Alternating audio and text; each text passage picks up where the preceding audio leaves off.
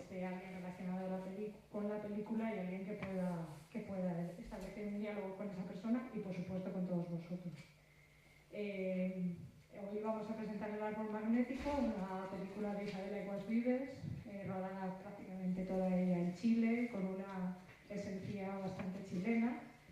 Y después vendrá la propia Isabel, que tendrá un coloquio con José Ángel Lázaro, que es profesor, cineasta y también miembro de la asociación, y con todos vosotros. Isabel, bueno, ya lo dirá ella o lo dirá el propio José Ángel, es una directora bastante experimentada, que tiene unos cortos maravillosos que os recomiendo vivamente, La Valiente y El Castigo, sobre todo La Valiente, que creo que podéis ver en su página de Vimeo. Y bueno, esta es su primera película, producida por El Méano, su productora de referencia, que creo que os puede interesar. Así que no digo ya nada más, simplemente os animo a que vengáis en más ocasiones si tenéis ganas y tiempo. La semana que viene no hay sesión, pero la semana siguiente tenemos una proyección también muy especial que se titula genéricamente El País de los Tortos, y son proyecciones de piezas de alumnos y profesores de Bellas Artes de aquí a Complutense. Así que nada, gracias y hasta luego. A todos y a todas, muchas gracias por estar aquí esta tarde para ver esta película y charlar sobre cine con nosotros. Y nada, yo soy José Ángel, como me ha presentado antes Marina, y les presento a Isabel, la directora del Árbol Magnético, que ha sido tan amable de venir aquí a hablar con una película de la que ya hará tanto que no sé si últimamente sigues hablando del Árbol Magnético, supongo que todavía sí, pero bueno, ahora nos cuentas. Darte las gracias por venir y felicitarte por la peli, que bueno, ya sabes que yo soy muy fan y que seguro que ha despertado un montón de interés aquí. Y felicitarte, y ahora sí el coloquio. Yo tengo muchas cosas que hablar con Isabel de la película, porque no hemos tenido ocasión hasta ahora, pero sobre todo lo interesante es que todos vosotros habléis con nosotros, sobre todo con Isabel, ya que la tenemos aquí. Entonces, ya sabéis cómo va esto, el moderador rompe el hielo, hace la primera pregunta, pero a la segunda ya, vosotros levantáis la mano y charlamos todos con Isabel, ¿vale? Yo te voy a hacer una pregunta difícil para empezar. Yo estoy muy fascinado con El Árbol Magnético, porque tiene lo que yo creo que es más difícil conseguir en una película, que es que tiene un tono fantástico, tiene un tono envolvente que yo intento descubrir cómo lo consigues, ¿no? Y esta peli, que es la de un chico que vuelve a Chile, ¿no? desde Europa y tal, y que parece una película de viaje, ¿no? Del tipo que hace un viaje no sabemos si en el tiempo y tal, pero el punto de vista no está en él, ¿no? En la película, ¿no? Está en ella. Y yo creo que por ahí van un poco los tiros, luego de cómo tú construyes todo ese ambiente, de que tiene un tono absolutamente absorbente y familiar, en el que parece que nos has llevado a algún sitio, y al sitio que nos llevas, yo creo que todos lo reconocemos muy fuertemente, ¿no? Es difícil, empezar. Bueno, cuéntanos sobre la película. Primeros lectores del guión, este guión pasó por el taller de desarrollo de Ibermedia, y tuve dos tutores ahí, como que celebraba mucho el tono de la película, que efectivamente era muy uniforme, y no te puedo decir que haya sido algo inconsciente o no buscado, pero sí que es verdad que la primera versión del guión fue un parto como muy visceral, o sea, salió todo del tirón, los personajes ya estaban perfectamente definidos, cómo hablaba cada uno de ellos, no hubo modificaciones con respecto a eso, o sea, creo que hubo algo que salió muy de las tripas y que ya estaba construido desde ese lugar. Y es verdad que el personaje de Enela, que si bien hay algunos personajes de la película que pueden tener su parentesco con personas que yo conocí cuando hice el viaje que la inspiró, el personaje de Enela era alguien completamente ficticio, que a mí me permitió abrir una puerta donde yo sentía que no estaba haciendo ni autobiografía, ni contando la historia de la persona a la que había acompañado en aquel viaje. Y ella también era un personaje muy magnético, que ligaba muy bien con el árbol, que ligaba muy bien con el tono, con esta historia como de estar enamorada de un recuerdo, y que todo eso fuese una línea muy subterránea. O sea, yo creo que en ese sentido el guión contenía un poco todos esos aciertos que uno que no ha escrito antes guiones pues te salen un poco por azar, ¿no? Aunque luego te den consejos si quieras perfección, pues no sé. Pero que sí, que todo eso estaba como muy uniformizado desde el principio y luego, bueno, pues evidentemente se fueron limando cositas y a nivel luego pues ya puesta en escena, interpretación y eso, pues todo jugaba muy a favor, porque pues, los actores trabajan desde un naturalismo que es espectacular, absolutamente todo el elenco que hemos tenido en la película, y todo jugaba a favor de eso, ¿no? Y la naturaleza, los espacios, la dirección de fotografía, etcétera, todo iba acompañando esa línea subterránea, ¿no? La historia de esta chica que está enamorada de un recuerdo. Yo te he leído en algún sitio decir que el tema principal de la película es la memoria. No sé si es esto. Y hay un momento en la película, ¿no? En este diálogo que tiene Javier, cuando habla sobre los viejos tiempos, ¿no? La gente que está todo el rato en los viejos tiempos. Y él se pregunta, bueno, y cuando los viejos tiempos se acaban, ¿qué pasa? ¿Qué pasa ahí? Pues, claro, ahí, o sea, están expuestas como tres o dos formas, al menos, de uno relacionarse con los recuerdos, ¿no? Cuando te vuelves a encontrar a gente a la que normalmente, o sea, con la que has perdido el vínculo, un vínculo que antes tenías, pues bueno, ¿qué sucede? Pues lo que explica Javier, ¿no? Te relacionas a través del recuerdo. ¿Qué es lo que está pasando permanentemente con la familia y Bruno? O sea, la única manera que tienen de relacionarse es a través de contar un poco estas batallitas, porque es el pasado que les une. O sea, da igual que Bruno haya cambiado, que ahora tenga 20 y pico de años, ellos van a seguir viendo a ese chico que no comía, que era no sé cómo, de niño, y le tratan como tal, ¿no?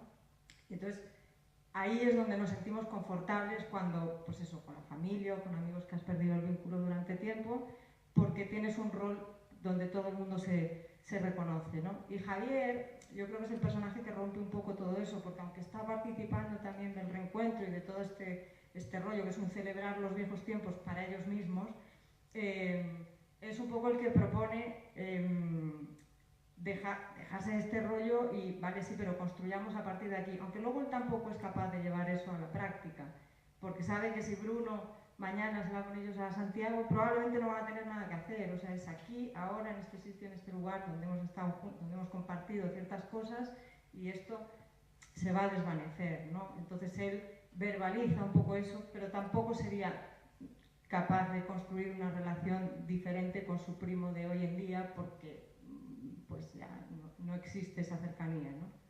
Entonces se trata de reproducir un poco, para celebrar los viejos tiempos, por reproducir aquellas situaciones donde todos se sentían confortables. ¿Y Nela es un poco la que sí se da cuenta de que eso...? Yo creo que Nela, que está todo el rato un poco como observadora de la situación, pero no interviene demasiado, por su cabeza están pasando todas estas cosas. Quizá ella, cuando entra Bruno por la puerta, esperaba recibir a alguien más parecido a como ella lo recordaba, ¿no? Y sin embargo sí que va percibiendo esa diferencia, pero no quiere desenamorarse del recuerdo, o bueno, yo lo interpreto así, eso cada uno ya, en fin. Y hay todo el rato un esfuerzo activo por parte de la familia, como de, bueno, de hacer esas cosas que solíamos hacer antes, esas cosas que recordamos, pues ir al árbol, hacemos el asado, ahora cantamos, tal, no sé qué. Y un poco el querer dejarse encantar por aquella magia, aunque a lo mejor ahora ya no es tan fascinante. O sea, hay cosas, recuerdos que si tú revisitas cuando eres mayor, o lugares especiales, o sabidos que, pues una película que te fascinó cuando eras más pequeño y ahora la ves y dices, es que prefería no haberlo tocado, ¿no? Pues pasa un poco eso. Es decir, este recuerdo como recuerdo era tan sagrado que haberlo intentado reproducir me desencanta un poco, ¿no?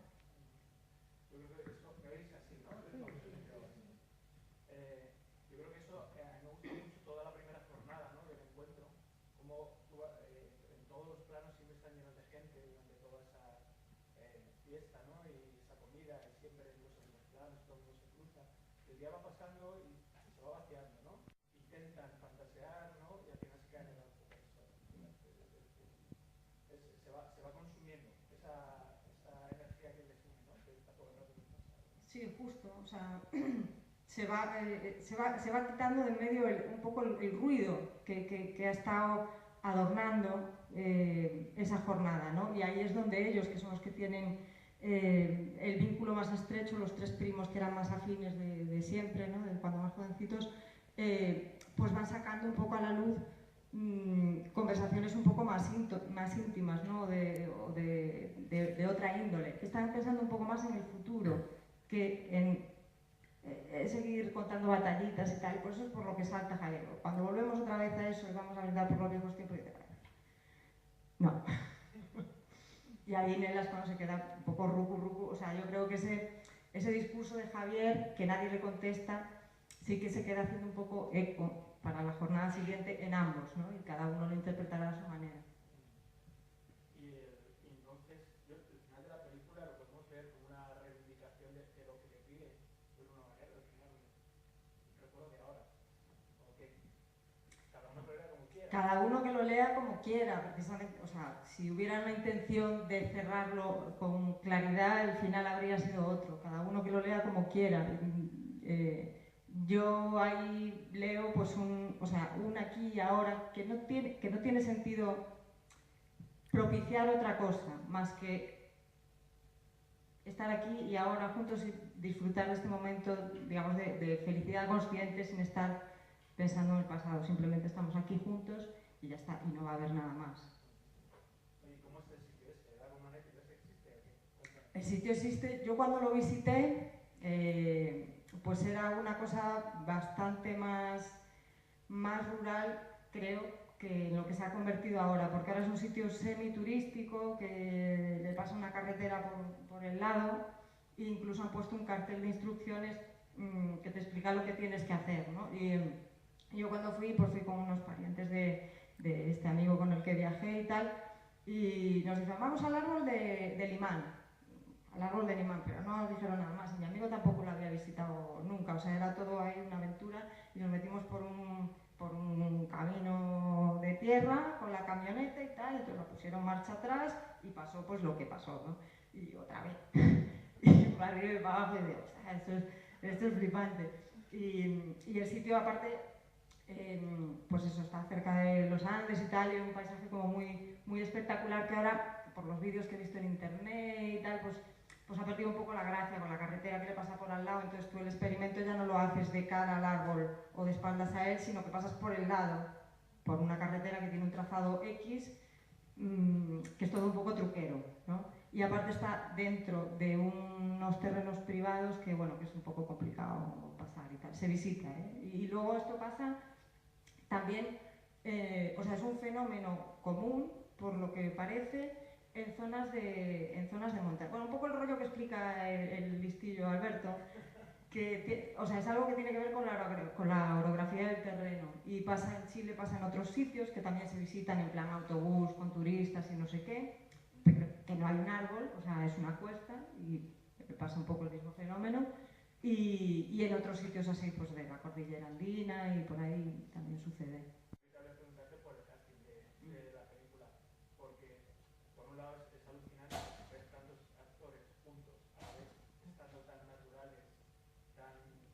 Hablando todos a la vez, pero teniendo el mismo tono en la escena, es alucinante. Creo que sé que hay algunos que son muy famosos, otros menos, y creo que algunos no eran actores.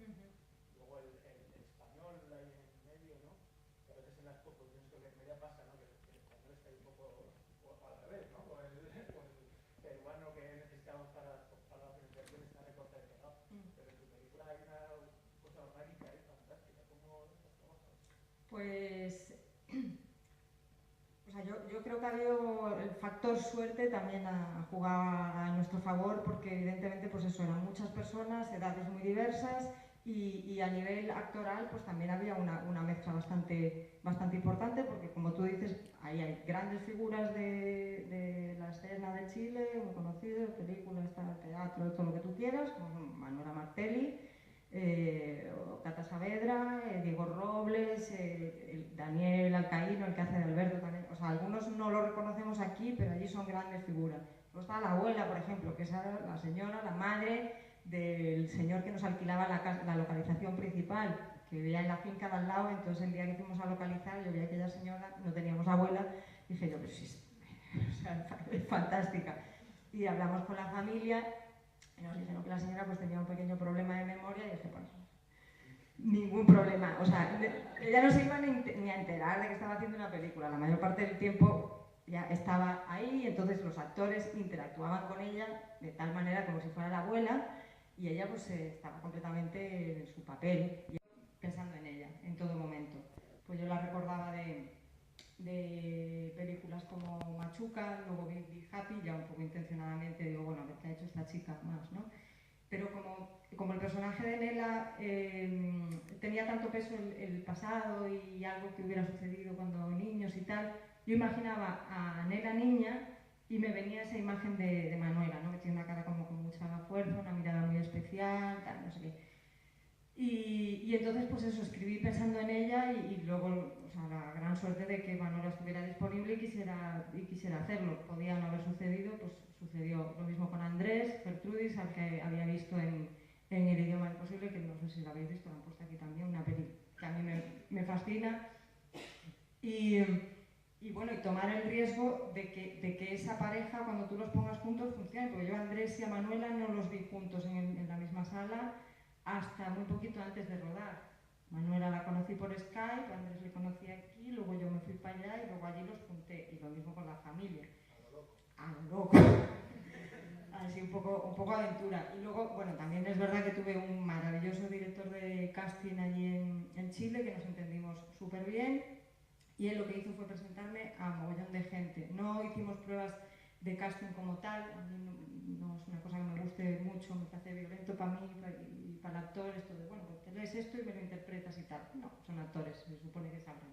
Entonces, me apetecía conocerles así cara a cara y tal, y ver qué tanto esa persona traía de fábrica del personaje que a mí me interesaba, ¿no? O sea, me interesaba conocerles en persona y no tanto verles interpretar, porque luego iba a ser mucho cuestión de que el grupo funcionase junto, no tanto los individuos, ¿no? Entonces, bueno, pues empezamos ahí a juntar los cromos, las fisonomías cuadrasen, porque no es hacer un grupo cualquiera, es componer una familia, ¿no?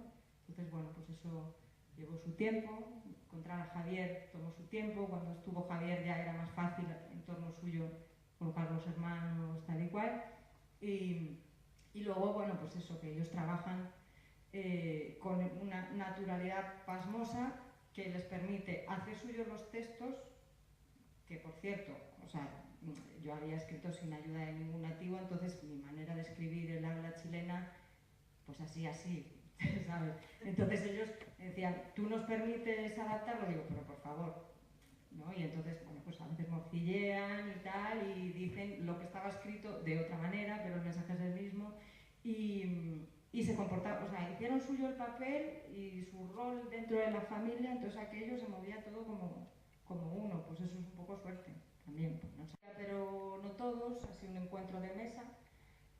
Con los tres primos sí que tuvimos un par de tardes de a lo mejor pegarle una leída a las secuencias y al final algunas cosas, con ellos sí, con ellos solo sí. Pero con la familia, pues eso, un encuentro así un poco de oficina y tal, de conocernos todos y ponernos cara. Y luego un día hicimos un asadito para ir probando cosas de puesta en escena y no sé qué, pero tampoco estábamos todos, ¿no? Y ese día fue un poco más de conocer el espacio, de, hostia, ¿dónde plantamos la parrilla? ¿Dónde sentamos a no sé quién? Y estas cosas así un poco de desenvolverte en el espacio. Creo que entre los dos personajes hay un vínculo fuerte, o sea, es como un espejo de ella misma con otra edad, ¿no? Y creo que la abuela y ella han compartido secretos, que la abuela quizás sabe de las cosas de Nela, como Nela sabe de la historia de la abuela, ¿no? Y estas percepciones que ellas tienen, porque las tienen las dos, lo que pasa es que la abuela ahora la gente se piensa que está cagada, ¿no? Y no le hace mucho caso a lo que dice, pero cuando la abuela dice que se le mueve la cama, lo dice con conocimiento. Y lo mismo le pasa a Nela, ¿no? Nela percibe esas cosas que la ligan mucho a la tierra. Para mí es un personaje muy ligado a ese espacio especial donde uno querría poder volver siempre que quisiera. Bruno no, es un desgastado, o sea, él está aquí ahora, está de paso, pero sabe que siente un poco que ya no pertenece, ¿no? Y su viaje pues le lleva un poco como a reconocer ese lugar donde él querría quizá poder volver, ¿no? Si le dieran a elegir más adelante. Pero Nela lo tiene clarísimo. Si a ella le pusieran esa tesitura, ella sabría que querría conservar la casa, poder volver al árbol siempre que quisiera y vivir un poco de esos recuerdos, ¿no?